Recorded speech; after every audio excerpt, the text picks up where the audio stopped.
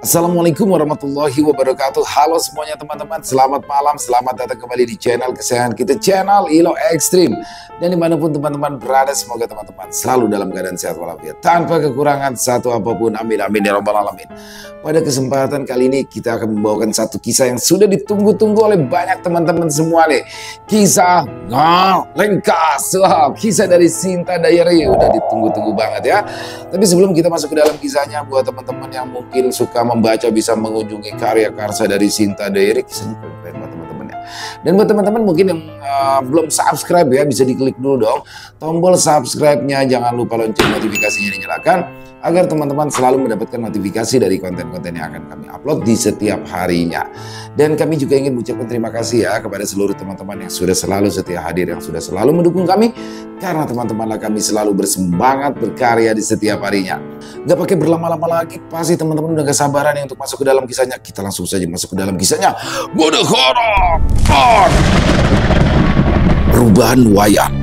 Si Jagur Ayam Api Ngalengkas.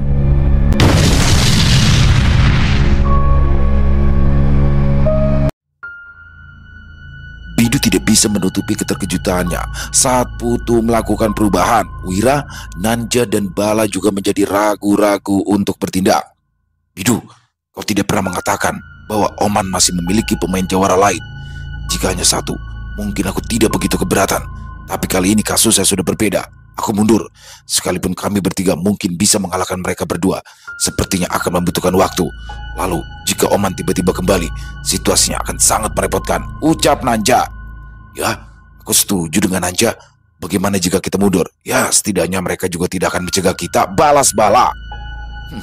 Meskipun aku ragu-ragu, tapi aku tidak takut akan kematian. Setidaknya, bayaran kita harus lebih lagi. Bidu, aku minta tambahan 1000 sen. Maka aku akan habis-habisan untuk melawannya. Jika tidak, maka aku mundur, ucap Wira. 10.000 sen. Sepertinya itu kesepakatan yang tidak buruk, balas Bala. Tidak, 20.000 sen, saut Nanja.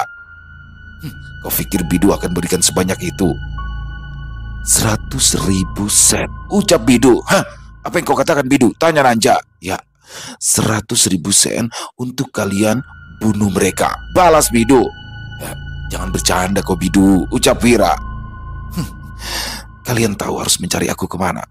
Sekalipun kalian semua pergi saat ini, apakah kalian bisa lepas dari Oman? Bunuh mereka semua, dan 100.000 jadi milik kalian. Dengan uang itu, kalian bisa pergi dari pulau ini. Aku pun juga akan meninggalkan pulau ini bersama kalian. Wira, Nanju, dan juga Bala saling pandang. Apa yang dikatakan Bidu benar. Sekalipun kita pergi dari sini, cepat atau lambat Oman pasti menemukan kita, ucap Nanja. Jika begitu, ayo kita habisi mereka. Jika kita bekerja sama, aku yakin kita bisa membereskan mereka, balas Bala. Baiklah jika begitu. Setelah ini aku tidak perlu lagi pergi keluar pulau. Aku tinggal bergabung di Sanggar Siwa atau Sanggar Durga. Mereka pasti akan melindungi kita, saut Wira. Tunggu apa lagi? Ayo cepat bunuh mereka, perintah Bidu. Slap, slap, slap. Mereka bertiga langsung melakukan serangan kombinasi terkuat mereka. Kerahkan seluruh kemampuan kalian. Lumpuhkan si gendut itu lebih dulu. Tapi hati-hati dengan satunya. Aku akan melakukan serangan terkuatku. Kalian lindungi aku jika yang satunya ikut campur, pinta Wira. Lakukanlah Wira, balas Nanja. Aku akan memancing yang satunya agar menjauh dari si gendut, saut Bala. Wush, racun api pelebur sukma. Segera menjauh dari mereka, ucap Kawai. Api menyambar hingga membakar ubin dan membuat jalur api. Muding pastinya bisa menghindar, tapi dengan begitu Putu jadi terpisah dari Muding. Sekarang Wira, teriak Nanja. Tring, senjata Wira bersinar sangat tajam. Kemudian Wira melompat dan mengayunkan senjatanya. Putu tidak bergerak dari tempatnya. Malas baginya untuk berpindah tempat. Serangan Wira bukan main-main. Para pemain Oman begitu takut serangan itu akan mengakhiri Putu, dan berikutnya adalah mereka. Hembusan energi serangan itu sampai merobohkan arena di sekitaran, meruntuhkan beberapa bangku penonton di atas, dan juga membuat beberapa pemain Oman dan juga pemain sekutunya mengalami luka dari gelombang tersebut. Putu hanya duduk membelakangi. Senjata Wira telak mengenai punggung Putu. Serangan itu menimbulkan asap, namun Putu baik-baik saja. Hei, Apa kau sedang menggelitiku? Ucap Putu yang kini punggungnya berasap. Slap! Wira langsung mundur, tangannya sampai gemetar. Wira muntah darah. Wira, kau baik-baik saja? Apa yang terjadi? Kau yang menyerang, kenapa kau yang terluka? Ucap Nanja. Sial, selain pertahanannya yang kuat, seranganku berbalik. Tapi aku baik-baik saja. Nanja, selama Bala membuat sibuk badak itu, urus ekornya. Aku akan melakukan serangan pamungkasku. Setelah aku menyerang, potong ekornya. Aku rasa itu bisa melemahkannya. Balas Wira. Oh baik, aku mengerti Wira. Slap! Sekali lagi, Wira kembali melakukan serangan bersama Nanja yang juga bersiap untuk mengambil kesempatan. Tring! Kedua tanduk melengkung yang panjang muncul dari kepala Wira. Gendut, kali ini terimalah seranganku. Pertahananmu mungkin kuat, tapi tidak ada yang tidak bisa ditembus oleh tandukku. Wira berlari dengan cepat. Kedua tanduknya berwarna merah mungkin. Baja yang sangat tebal sekalipun bisa berlubang terkena tanduk tersebut. Bedar! Apakah kali ini kau ingin memijit-mijitku? Ucap Putu. Wira menjerit. Saat kedua tanduknya remuk, Wira tepat menyerang perut Putu. Tapi sekalipun Putu tidak terluka, tidak sekalipun ada yang pernah bisa menembus pertahanan Putu. Sini. Aku berikan contoh seperti apa itu serangan. Wus, bledar, jedung. Wira langsung terpental. Saat ia menerima pukulan dari Putu, seluruh muka Wira berlumuran darah, matanya melotot dan tubuhnya terbenam di tembok, dan Wira langsung tewas dengan mata melotot. Meskipun terlihat tidak begitu parah, kepalanya masih utuh, tapi otak di dalamnya hancur. Sering, brar. Nanja yang ingin berniat memotong ekor Putu dihantam oleh ekornya dan terpental mendekat di mana Bala berada. Nanja, aku baik-baik saja Bala. Badak itu sudah terjebak oleh racun apiku. Dia tidak akan bisa bergerak untuk saat ini. Sekarang, ayo serang si gendut itu bersama-sama. Ucap Bala. Buatlah dia terkurung dengan racunmu Bala. Seranganku sepertinya tidak begitu berguna. Wira sendiri tidak berkutik. Mungkin racun apimu bisa membakarnya. Balas Nanja. Baiklah, aku akan mencobanya. Racun api pelebur sukma. Buar! Semburan api beracun langsung memanggang Putu yang tak bisa dengan cepat menghindar. Bagus, kau berhasil memanggangnya Bala. Sekarang giliranku untuk cas! Jangkauan tombak muding menebas kepala Nanja hingga terlepas dari tubuhnya. Kepalanya menggelinding, sedangkan tubuhnya masih berdiri beberapa saat yang kemudian ambruk. Nanja, sastrep! Ekor pujung Putu menggigit leher Bala. Sial! Bala langsung menghindar. Bagaimana kau masih baik-baik saja setelah terkena racun api secara langsung? Ucap Bala. Apakah ini kau sebut racun api? Hangat seperti ini kau sebut api. Bahkan mungkin tidak akan cukup untuk mendidihkan air. Balas Putu. Kemenangan sudah ada di depan mata. Gujeng dan Kawai bersama rombongan lainnya langsung memblokir jalan keluar. Sisanya mulai membantai rombongan bidu. Kalian benar-benar berani buat masalah di sini. Muding muncul setelah menebas Nanja. Sial, hal ini sama sekali tidak pernah aku bayangkan. Bidu sial, bodohnya dia tidak mengorek informasi dengan benar. Wira dan Nanju telah tewas. Aku sudah tidak memiliki kesempatan lagi untuk menang. Batin Bala. Baiklah, aku menyerah. Aku hanya dibayar untuk melakukan ini. Aku harap kalian berdua tidak menyulitkan aku. Ucap Bala. Seharusnya kau lakukan itu dari awal. Sudah terlambat jika harus menyerah sekarang. Balas Putu. Baiklah, jika kalian memaksa, maka aku akan benar-benar. Apa ini? Sial, sakit sekali. Bledar. Tubuh Bala tiba-tiba melepuh satu persatu, kemudian membesar dan akhirnya meledak. Racun piton ungu telah masuk ke dalam tubuhnya. Apalagi Bala telah tergigit di bagian leher, tidak bisa lagi untuk diselamatkan. Bala akhirnya meledak, potongan tubuhnya berceceran di mana-mana. Sebuah pertunjukan ledakan yang sangat mengerikan. Bala meledak tiba-tiba dan membuat semua yang melihatnya bergidik ngeri saat prosesnya.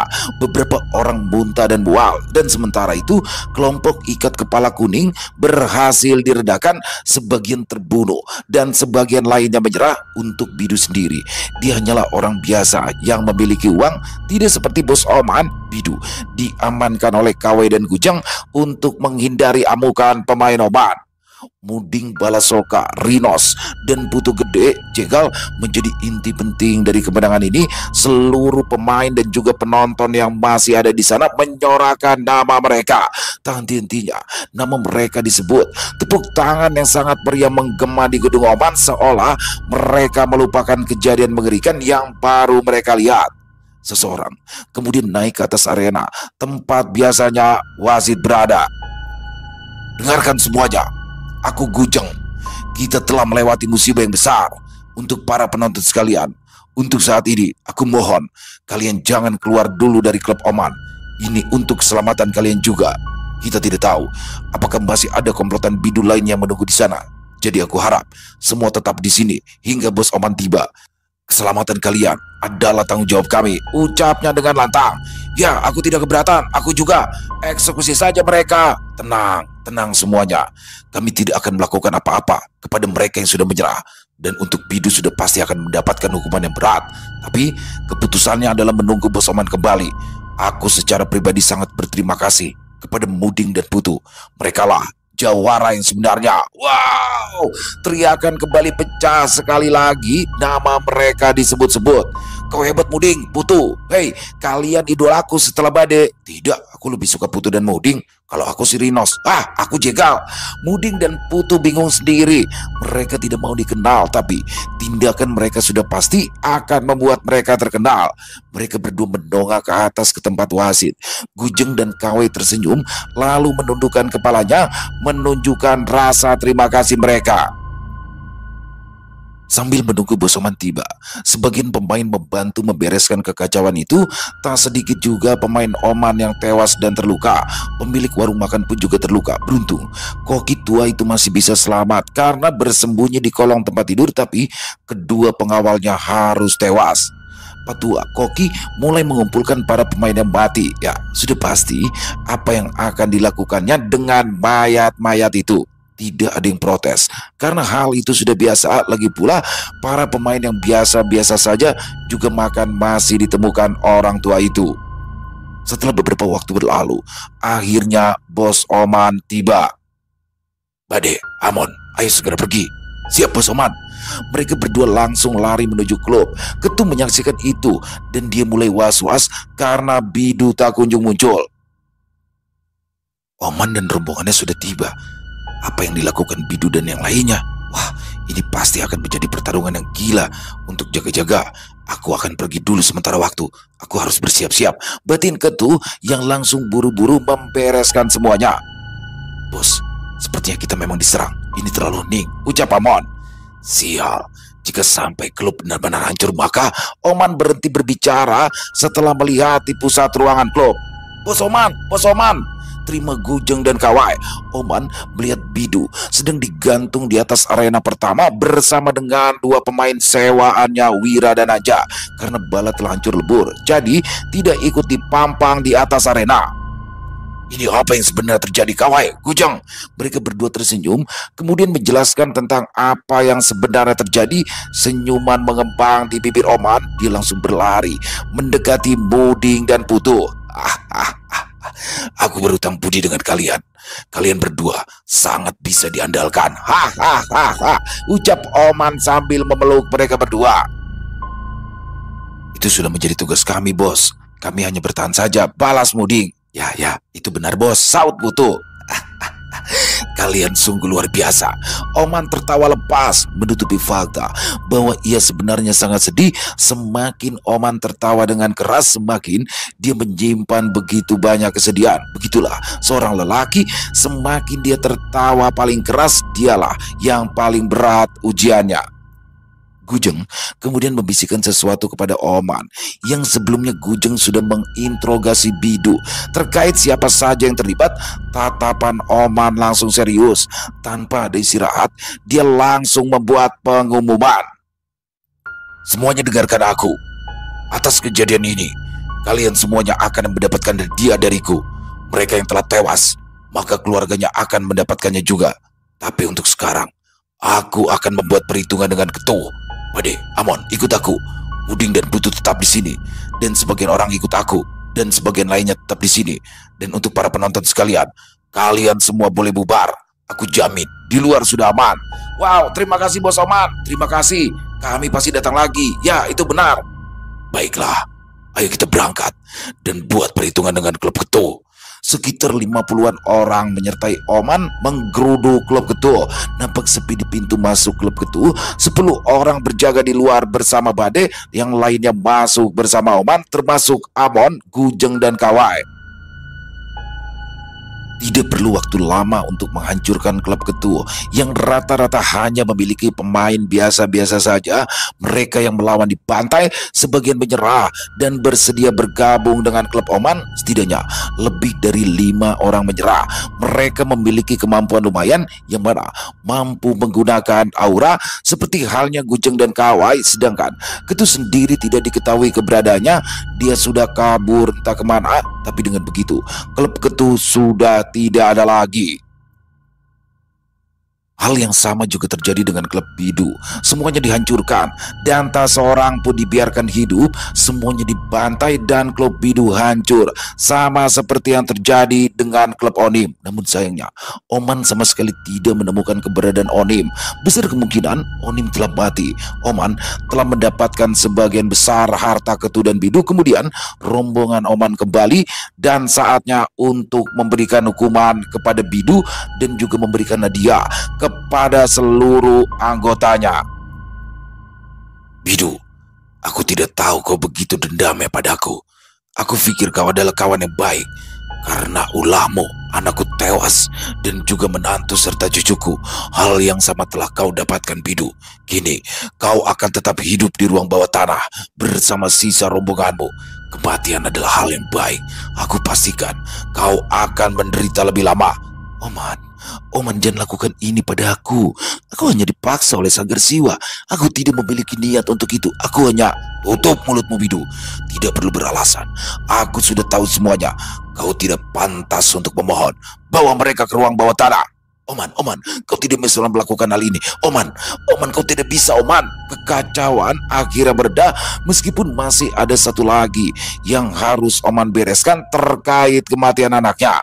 Untuk saat ini, Oman tidak memiliki kekuatan yang cukup untuk menyinggung Sanggar Siwa. Dia membereskan semua kekacauan di klubnya dan langsung mendeklarasikan klubnya menjadi Sanggar Yama. Waktu terus berlalu. Banyak hambatan yang dilalui Oman membentuk Sanggar Yama. Namun pada akhirnya Sanggar Yama diakui oleh Sanggar Siwa dan Durga. Dan kini Kota Kubu memiliki 3 sanggar seni pengleakan. 1 tahun telah berlalu. Semua anak buah Bidu telah tewas. Yang kebanyakan tewas karena berada di panci masakan. Sedangkan Bidu sendiri yang sebenarnya hanyalah orang biasa, Bidu telah tewas setelah 1 minggu di kurungan. Bukan tewas karena dia lemah. Bidu adalah orang pertama yang dijadikan masakan secara perlahan. Ia dikuliti dan dipotong daging yang hidup-hidup. Sedikit demi sedikit lukanya kemudian disiram dengan air perasan jeruk dan garam agar tidak membusuk. Dan setelah proses pemotongan selama seminggu, Bidu akhirnya tewas. Sanggar Yama telah dikenal banyak orang. Ketenarannya tidak jauh berbeda dengan sanggar lainnya. Jawara utamanya adalah Bade, karena yang sering beraksi adalah Bade. Amon sendiri meskipun sudah meningkat lebih jauh, dia lebih menjadi pengawal khusus bagi Oman. Sedangkan Putu, Muding, dan Wayan menjadi pemain inti Sanggar Yama. Saat turnamen kelompok terjadi, Amon hadir untuk melengkapi. Pada pagi hari, di suatu kantor khusus di Sanggar Yama, terlihat semua pemain inti telah berkumpul sedang mendengarkan instruksi dari Oman. Kalian sudah jelas bukan? 1 bulan dari sekarang, kita akan ikut partisipasi dalam turnamen besar yang telah disetujui oleh ketiga sanggar. Kita akan menunjukkan kemampuan kita. Jangan pernah menahan diri saat melawan Sanggar Siwa. Masih membekas jelas kejadian tahun lalu. Jika kalian bertemu dengan pemain Sanggar Siwa, pastikan kalian membunuhnya atau buatlah mereka tidak bisa lagi meleak. Tegas Bos Oman. Kami mengerti, Bos. Tok tok tok. Tok tok tok. Siapa? Masuk. Selamat pagi, Bos. Ini aku, ucap lelaki tua. Ada apa kau kemari, Ajo? Maaf jika aku mengganggumu, Bos Oman. Aku ingin menanyakan hal penting. Bisakah kita bicara berdua saja? Hal penting apa, Ajo? Katakan saja. Mereka berlima bukanlah orang asing. Itu benar, Pak Tua. Sudah katakan saja, saut Wayan. Bos Oman. Akhir-akhir ini aku sudah kehabisan daging. Karena semenjak klub Oman menjadi Sanggar Yama, tidak pernah lagi ada pertarungan sampai mati. Aku menjadi sangat kesulitan untuk mendapatkan daging lagi. Jadi aku minta kepada Bos Oman untuk, Ajo, mulai lantikan memasak masakan dari daging manusia. Aku akan menyediakan domba dan kerbau. Mulai sekarang tidak perlu ada masakan dari daging manusia. Rubahlah menemukan itu, Ajo. Tetapi Bos Oman, banyak pelanggan saya yang lebih memilih menu itu. Jika tiba-tiba dihentikan, pastinya akan membuat para pelanggan saya kecewa. Dengarkan aku, Ajo. Aku tidak bisa menyediakan lagi pemain untuk kau masak. Sekarang, semua pemain di Sanggar Yama sangat berarti. Kau harus mengerti itu, Ajo. Jika kau tidak mau dengan apa yang aku tawarkan, maka kau bisa cari sendiri di luar sanggar.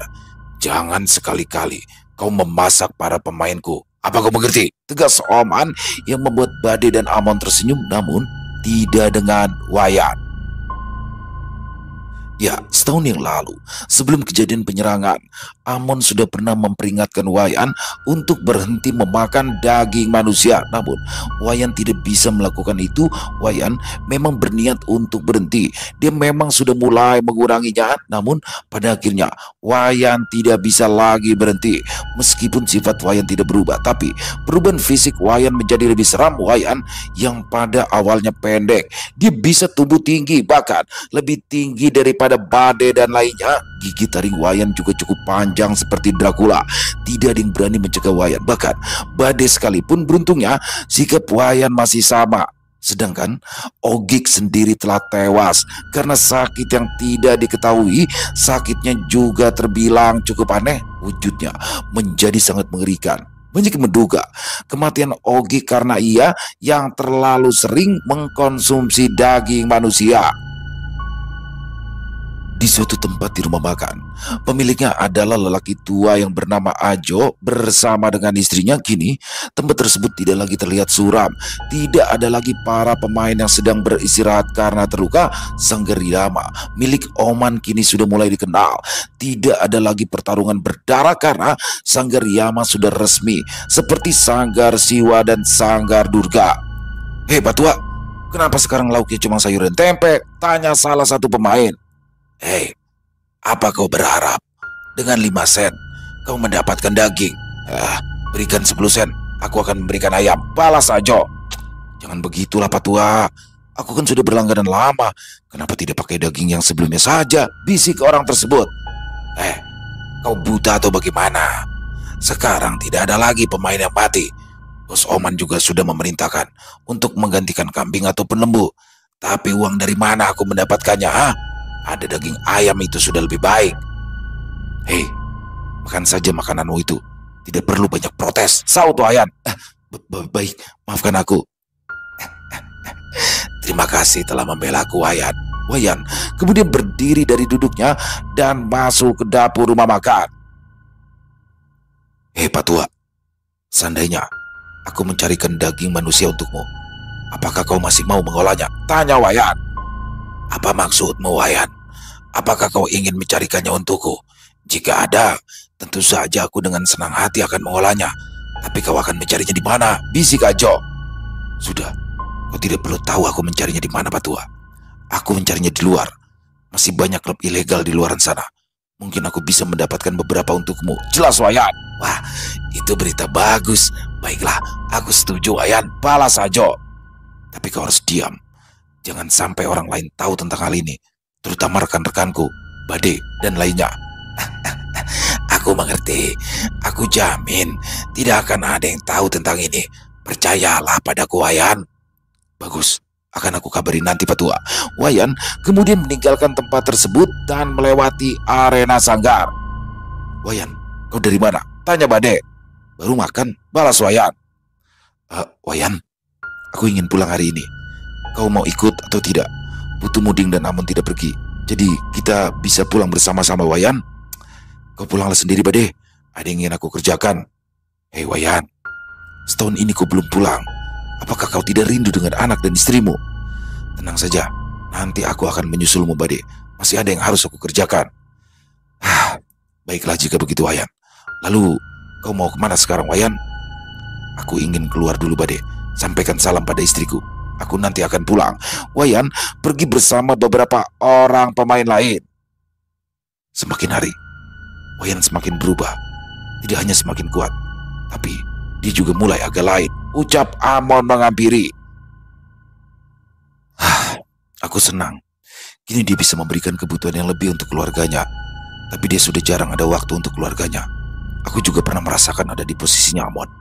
Terlepas dari perubahan yang kau maksud tentang kondisi fisiknya itu, namun sikapnya masih tidak berubah. Balas Bade. Ya, semoga saja Wayan memiliki jiwa yang kuat. Atau setidaknya tidak seperti Gusti. Kau yang paling dekat dengannya, Bade. Bujuklah dia untuk berhenti memakan daging manusia. Cepat atau lambat, hal buruk akan menimpa dirinya jika Wayan tidak sampai berhenti. Sudah tidak kurang-kurang aku menasihatinya, Amon. Aku ini bukan kakaknya atau anggota keluarganya. Aku tidak bisa terlalu menekannya. Jika hal itu aku lakukan, takutnya Wayan justru akan malah berubah padaku. Ya, kau benar, Bade. Terlihat beberapa pemain sedang melakukan latihan rutinnya. Moyan, Kawai, dan Gujeng begitu bersemangat. Mereka bertiga sudah cukup jauh berkembang dan memiliki harapan tinggi untuk menjadi jawara baru. Lengkas, blar! Gujeng akhirnya menembus batasnya. Perubahan wujudnya adalah kelelawar iblis. Wah, hebat. Tidak heran jika itu Gujeng. Mantap, kita punya jawara baru lagi. Suara berisik dari para pemain langsung terdengar. Dalam setahun ini, Sanggar Yama berdiri. Sudah cukup banyak pemain hebat bergabung. Rata-rata mereka telah mengaktifkan aura tubuh atau aura pedang. Dan baru kali ini, pemain Oman ada yang sampai berkembang menguasai ilmu penglihatan.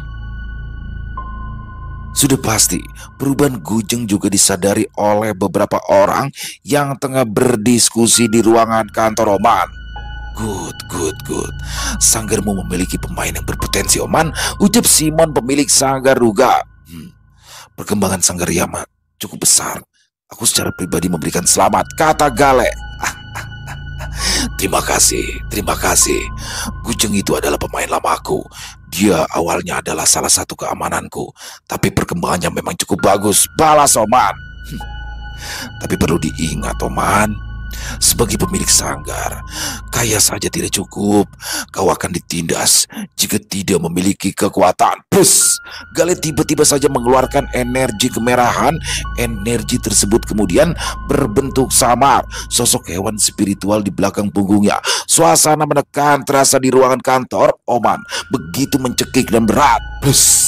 Simon tidak mau kalah.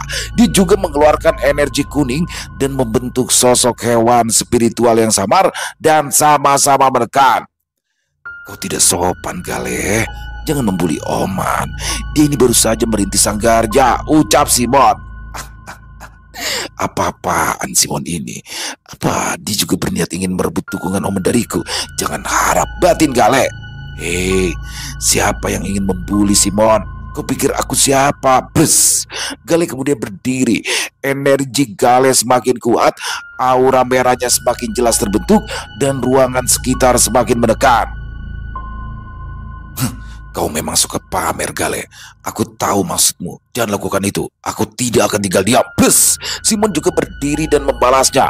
Aura energi kuning semakin kuat. Oman yang duduk di tengah-tengah mulai tidak nyaman dengan kelakuan kedua pimpinan sanggar itu. Semuanya cukup. Bus. Oman tidak tinggal diam. Energi kehitaman membentuk sosok hewan spiritual beruang besi di belakang punggungnya. Sontak membuat keduanya langsung terkejut. Oman, dia ternyata begitu. Pantas saja dia berani mendirikan sanggarnya sendiri. Sial, aku pikir dia hanyalah orang kaya biasa pada umumnya. Tekanannya bisa mengimbangi kami berdua, dan dia masih dengan santainya duduk dengan tenang. Sepertinya Sanggar Yama memang akan menjadi pesaing berat seperti Sanggar Durga. Sepertinya apa yang dikatakan Kunta memang benar. Tapi aku rasa Oman mungkin tahu bahwa Kunta terlibat atas kematian anaknya. Untuk saat ini aku tidak bisa menekannya. Aku masih bisa beralasan jika Oman menyinggung soal itu, batin Gale. Kunta adalah manajer di Sanggar Siwa dan juga sebagai wakil dan tangan kanan Gale dalang atas kehancuran klub Onim dan kematian anak Oman. Simon tersenyum puas melihatnya dan kembali duduk dengan tenang. Aku sudah menduga kau ini bukan orang biasa, Oman. Baiklah, baiklah. Ayo kita lanjutkan diskusinya mengenai turnamen yang sebentar lagi akan diadakan, ucap Simon. Jangan tersinggung, Oman. Kini kami bisa memastikan bahwa kita setara. Hahaha, kata Gale. Setara, sombong sekali ucapanmu, Gale. Lihat saja nanti, batin Oman. Baiklah, tahun kemarin kita telah mengadakan turnamen di Sanggar Siwa, maka tahun ini adalah giliran Sanggar Durga. Jadi kali ini akan ada petarung kelompok dan juga panjang lebar, Simon mengatakan. Diskusi kemudian berlanjut. Bade, Amon, Putu dan Muding sempat menyadari gejolak energi di kantor Oman. Mereka sempat ingin bertindak, tapi mengetahui pancaran energi Oman yang bisa mengimbangi, mereka akhirnya mengurungkan niatnya untuk bertindak. Sial, Gujeng lebih dulu terbangkitkan daripada kita, Moyan. Dia itu cuma kerja keras, dia lebih sering berlatih daripada kita, Kawai. Hei, kalian tidak perlu murung. Kalian sebentar lagi pasti juga akan terbangkitkan. Lebih keraslah berlatih, ucap Muding. Berlatih keras tidak menjamin itu, Ding. Memiliki penglihakan itu adalah takdir. Lihat coba Putu, aku rasa dia tidak pernah berlatih, balas Kawai. Ada 3 kemungkinan seseorang terbangkitkan mendapatkan ilmu leak. Faktor keturunan, bakat, dan kerja keras. Putu memiliki kemampuan meleak karena faktor keturunan. Tapi bukan berarti dia malas-malasan dulunya. Dia menjadi seperti sekarang ini setelah dia memutuskan untuk pensiun. Dulunya, Putu adalah sosok yang kekar dan kuat. Jika kalian memiliki bakat, semenjak kalian membangkitkan aura, maka kalian memiliki potensi besar bisa terbangkitkan. Aku rasa Gujeng adalah orang yang memiliki bakat, ditambah lagi dia sangat tekun berlatih. Jadi, seandainya kalian berdua tidak berbakat dan bermalas-malasan untuk berlatih, jangan berharap untuk bisa terbangkitkan. Jelas, Muding. Kawai dan Moyan saling pandang, kemudian kembali mengambil alatnya dan mulai berlatih. Muding tersenyum melihatnya. Kau ini memang cocok jadi pelatih, Ding, ucap Putu sambil makan kerang kesukaannya. Ya begini-gini kan juga aku instruktur dulunya, Putu, balas Muding. Gujeng begitu senang. Akhirnya kerja kerasnya membuahkan hasil. Bade, kemarilah, lari tanding denganku, teriak Gujang. Serius? Gujeng langsung menantang Bade. Entahlah, mungkin karena dia sudah terbangkitkan, ya langsung menjadi sombong. Ya, itu pasti karena kebanggaan dirinya, ucap beberapa pemain lainnya. Slap! Bagus, kau memang berbakat, Gujeng. Tapi seharusnya kau stabilkan dulu kemampuan meleakmu, balas Bade mendekat. Itu benar, tapi memang lebih efektif jika langsung melakukan pertarungan. Karena ini akan menjadi dorongan yang kuat untuk hewan iblisnya, Bade, kata Muding. Jika kau mengatakan begitu, aku percaya, Muding. Baiklah, Gujeng, lakukan perubahan sekali lagi dan kerahkan seluruh kemampuanmu, ucap Bade. Baiklah, jika begitu, Bade, aku tidak akan menahan diri. Lengkas! Wah, lihat, Gujeng dan Bade akan bertarung. Wah, pasti seru ini. Ayo lihat. Para pemain langsung berkerumun mendekat, sorakan menggema seperti biasanya. Bade, aku sudah siap. Jika begitu, majulah, Gujeng. Bade, jangan main-main. Kau tidak ingin berubah. Kau mungkin hebat, tapi kau bisa terluka, Bade. Jangan menahan diri, Gujeng. Percayalah, kau tidak akan bisa mengikuti pergerakanku jika aku berubah. Baik, jangan menyesal, Bade. Bersiaplah. Slap, bedar. Arena bergetar begitu hebat. Untung saja arena sudah diperkuat sedemikian rupa sehingga serangan Gujeng tidak membuatnya hancur. Di saat yang bersamaan, Bade sudah berada di belakang Gujeng, sikunya menempel di punggung Gujeng. Gujeng, kau sudah mati jika aku berubah. Kau masih harus banyak berlatih. Perkuat insting penglihakanmu. Aku yakin kau pasti akan menjadi orang yang ahli, ucap Bade.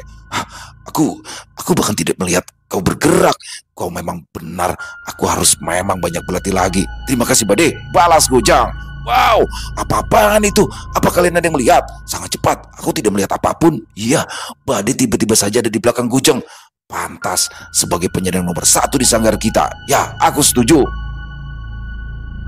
Suara berisik kembali terdengar. Sementara itu, Wayan Sedang berada di pertengahan kota, dia bersama beberapa pemain Oman mendatangi sebuah bar. Semenjak klub Oman menjadi sanggar Yama, Oman tidak lagi memberikan batasan untuk para pemain. Semuanya bebas untuk keluar masuk tanpa terkecuali.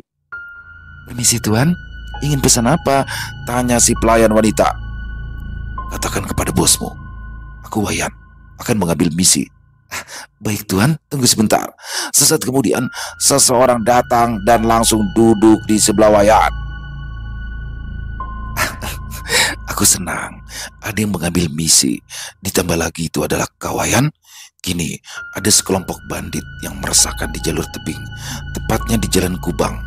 Mereka beroperasi di daerah tersebut. Sudah banyak pemain tewas saat mengawal. Hadiahnya 20.000 sen. Jika kalian bisa membawa kepala pimpinannya, ada tambahan 30.000 sen. Tapi berhati-hatilah, mereka sangat kuat. Terakhir, yang mengambil misi ini adalah seorang ahli yang mampu meleak, tapi dia tidak segera kembali. Jadi berhati-hatilah," ucap sosok misterius dengan penutup kepala. "Baiklah, akan aku kerjakan. Anak-anak, ayo berangkat. Siap bos Wayan, ayo bos berangkat." Wayan dan rombongannya langsung pergi. Kenapa Wayan mengambil pekerjaan sampingan yang berbahaya seperti itu? Sepertinya Wayan tidaklah kekurangan uang, tapi ia sudah kecanduan bertarung dan pastinya sudah ketergantungan mengkonsumsi daging manusia.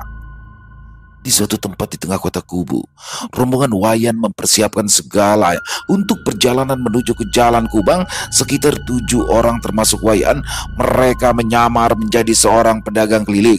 Dokar dipersiapkan dengan kuda hitam yang kuat. "Hei, apakah sudah siap semuanya?" tanya Wayan.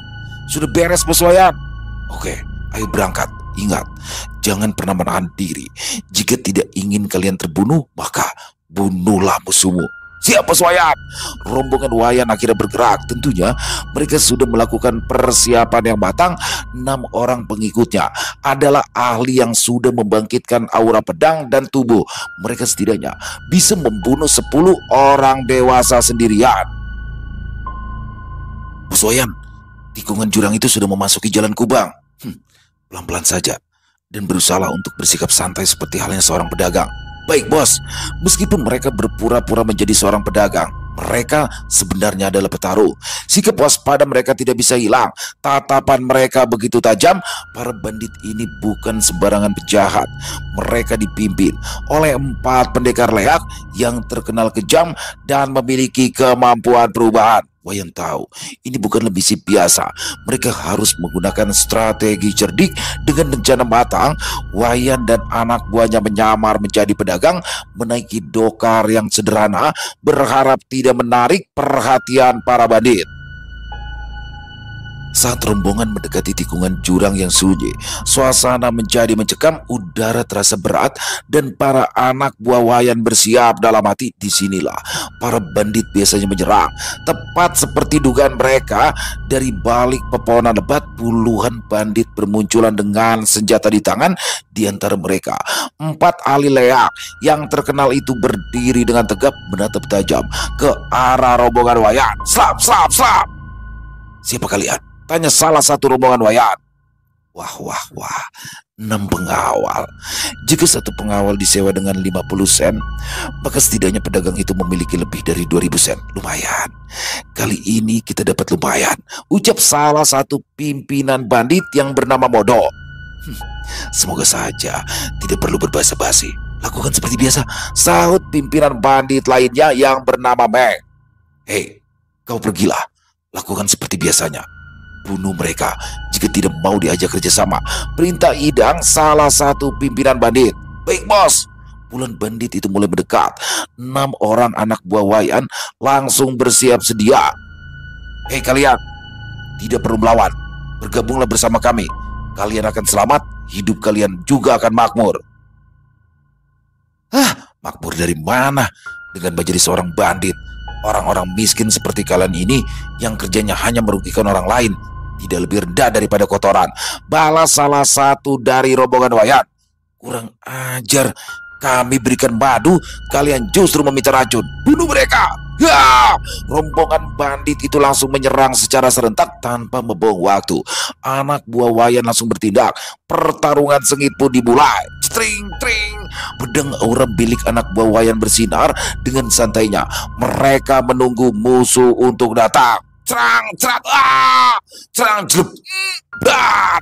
Suara jeritan saling beradu. Anak buah Wayan yang sudah terlatih dan kuat dengan mudahnya mengalahkan sebagian besar dari bandit. Suara dentingan senjata dan suara pertempuran menggema di antara tebing-tebing jurang. Tubuh-tubuh bandit itu berjatuhan satu persatu, membuat para bandit yang tersisa mulai ketakutan.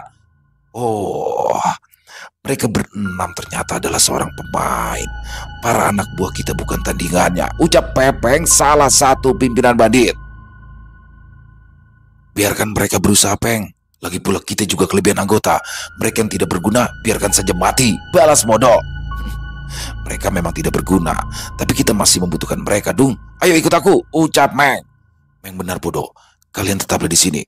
Aku dan Meng akan menyelesaikannya dengan cepat. Slap, slap. Kalian berenam memiliki kemampuan.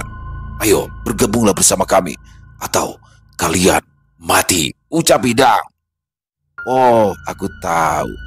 Bukankah kau itu Idang? Kini kami tahu. Ternyata kau bergabung dengan mereka rupanya. Pemburu penjahat.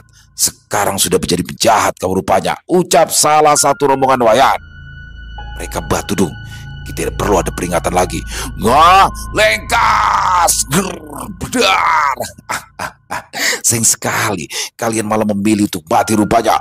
Ngah, lengkas. Situasi tiba-tiba berubah ketika dua dari ahli layak bandit maju ke tengah pertempuran. Mereka bukan hanya manusia biasa. Dengan sekejap tubuh mereka mulai bertransformasi menjadi sosok binatang spiritual. Salah satu kemampuan tertinggi dalam ilmu layak, Meng, berubah menjadi kelabang hijau, sementara Idang menjelma menjadi gagak angin dalam bentuk ini. Kekuatan mereka berlipat ganda. Perubahan terjadi hanya sebatas lengan dan kaki, sebagaimana penglihakan tingkat pertama. Anak buah Wayan yang semula mendominasi kini mulai kewalahan. Satu demi satu mereka tumbang. Di tengah kekacauan itu, Wayan tetap berusaha tenang. Ia duduk diam di dalam dokar, matanya menatap tajam, mencoba membaca situasi. Setelah menyaksikan bahwa anak buahnya dalam bahaya besar, ia tahu saatnya tiba untuk turun tangan. Dengan sebuah gerakan cepat, Wayan keluar dari dokar dan melangkah ke tengah medan pertempuran. Aura mistis yang kuat mulai mengelilinginya. Slap, slap, bos. Mundurlah kalian. Mereka adalah lawan yang berat untuk kalian, ucap Wayan. Wayan si Jagur, bagaimana kau ada di sini, ucap Idang. Oh, apakah kau mengenalku? Balas Wayan. Idang, apa kau mengenalnya? Tanya Meng. Ya, Wayan si Jagur, Antek Oman, balas Idang. Emangnya kenapa? Dianya sendiri. Ayo bunuh dia, seru Meng. Tunggu Meng, teriak Idang. Dasar bandit. Wah, lengkas, bedar, sabar, Meng. Aku baik-baik saja, Dang. Ayo kita serang bersamaan, Meng. Aku di kiri, kau di kanan. Ayo, slap, cetrang. Duel antara pendekar leak pun dimulai. Wayan mengeluarkan ilmu leak andalannya, berubah menjadi ayam bulu api. Dengan mata menyala, ia berhadapan langsung dengan dua ahli leak. Pertarungan itu sangat sengit.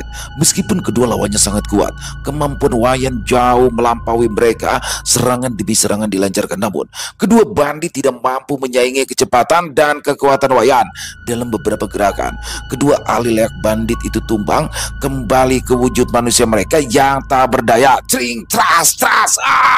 Namun tak berhenti sampai di situ. Kedua pimpinan bandit lainnya yang melihat rekan mereka kalah akhirnya turun tangan. Mereka bersama-sama langsung menyerang Wayan, memanfaatkan ilmu leak mereka dalam wujud-wujud binatang spiritual yang menakutkan. Ayo kita habisi dia, Peng. Ngah, lengkas, bedar. Ini akan merepotkan, bodoh. Ngah, lengkas, bedar. Mereka berdua langsung mengepung Wayan. Pepeng berubah menjadi tawon jarum dan Modo menjadi babi bertanduk. Keduanya berbalut aura hitam menyerang Wayan dari berbagai arah. Wayan kini terpojok. Melawan 4 ahli leak sekaligus bukanlah hal yang mudah. Meskipun bagi pendekar sekelas dirinya menyadari bahwa ia harus mengeluarkan kemampuan terbaiknya, Wayan mulai memusatkan seluruh energi. Ngelengkas tingkat kedua, jagur ayam bulu api. Dalam sekejap, ia melakukan perubahan kedua dalam ilmu leak, transformasi yang hanya bisa dilakukan oleh pendekar yang sangat profesional. Tubuh Wayan berubah menjadi sosok ayam raksasa dengan bulu perak yang berkilauan dan mata yang memancarkan cahaya merah serta api biru yang menyelimuti seluruh tubuh. Gawat, perubahan kedua. Ayo kita lari, ucap Modo. Bodoh, jangan lakukan itu Modo, teriak Idang. Sering cas. Dalam sekejap, Modo yang berbalik arah langsung terbelah menjadi 2. Oh sial, slap. Pepeng langsung mengambil kesempatan untuk kabur. Jangan bergerak Peng, dia bisa. Cas. Idang belum selesai berucap, dada Pepeng langsung berlubang terkena lemparan satu bulu Wayan. Apa yang harus kita lakukan Dang? Ucap Meng yang terluka susah payah menyeret kakinya. Berhentilah bergerak Meng. Ayam bulu api adalah sosok hewan spiritual yang mendeteksi pergerakan musuh. Tetaplah diam di tempatmu. Slas! Kepala Meng langsung terpisah dari tubuhnya. Sial, kini aku tahu siapa itu Wayan. Ternyata dia adalah Wayan yang asli, jagur yang asli.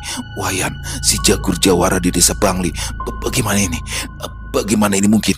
Dia seharusnya sudah pensiun. Aku pikir dia hanyalah peniru, tapi ternyata dia adalah yang asli. Tapi selama aku diam, ayam bulu api tidak akan menyerangku.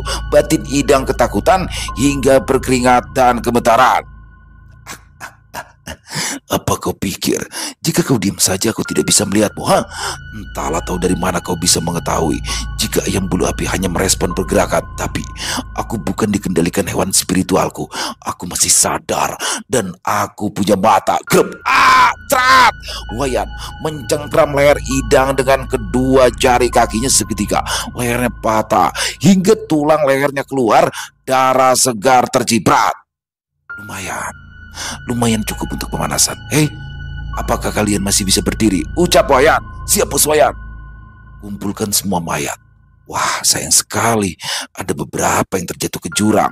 Ucap Wayan sambil memandangi dalamnya jurang.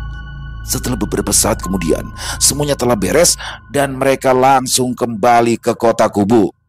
Baiklah, ayo kita pulang. Kita cukup panen. Siap Bos Wayan. Wayan, si jagur ayam bulu api, kini sudah menjadi orang yang berbeda. Meskipun dia terlihat biasa saja di depan Bade dan yang lainnya, sejatinya itu karena Wayan memang bersikap demikian. Tapi di tempat lain, Wayan sudah kehilangan sikap keadilannya. Dia benar-benar seperti orang lain, hanya butuh waktu saja. Wayan akan kehilangan kendali. Aku cukup puas sekarang. Selesai. Wow, luar biasa. Kisah Ngalengkas memang selalu berbeda nih. Jadi saya suka jujur ya, kisah Ngalengkas ini seperti menampilkan sesuatu yang baru dalam genre horor. Jadi dobrakannya ini saya suka, keren banget Sinta Diary ya. Dan pada episode Ngalengkas kali ini bagaimana Wayan si ayam api ya, jagur ayam api ini lama-kelamaan dia berubah nih, dari fisiknya juga berubah, dari mentalnya atau sikapnya juga berubah karena terlalu sering mengkonsumsi daging manusia. Jadi memang benar-benar berpengaruh ya, muncul taring, badannya tambah besar, terus juga hawa membunuhnya menjadi jauh lebih besar, pengennya tarung terus si Wayan ini. Tapi kalau sama teman-temannya, sama Bade, sama Putu, sama Muding, dia normal aja. Jadi seperti dia masih punya rasa mungkin di situ ya. Dan di sini dia saking udah nggak bisa lagi melampiaskan hobi makan dagingnya lagi, karena memang di klub Oman ini sudah di-cut ya, nggak boleh lagi ada daging manusia yang dimasak. Dia akhirnya nyari keluar nih. Luar biasa sekali kisahnya. Jadi pada saat Wayan keluar itu dia dapetin double nafsu bertarung dan membunuh, plus dia bisa mendapatkan daging manusia. Ini banget ya, keren ya, kisah ini keren banget. Dan Buat teman-teman ditunggu ya untuk kisah Ngalengka selanjutnya yang pasti begitu kami dapetin teks langsung kami akan bawakan di channel Ilo Extreme ini. Sekali lagi, terima kasih kepada Sinta Dayari atas kisahnya yang sangat luar biasa dan semoga kisah barusan bisa menghibur teman-teman semua para pecinta penikmat horor misteri, lebih khusus lagi kepada para subscriber dari channel Ilo Extreme.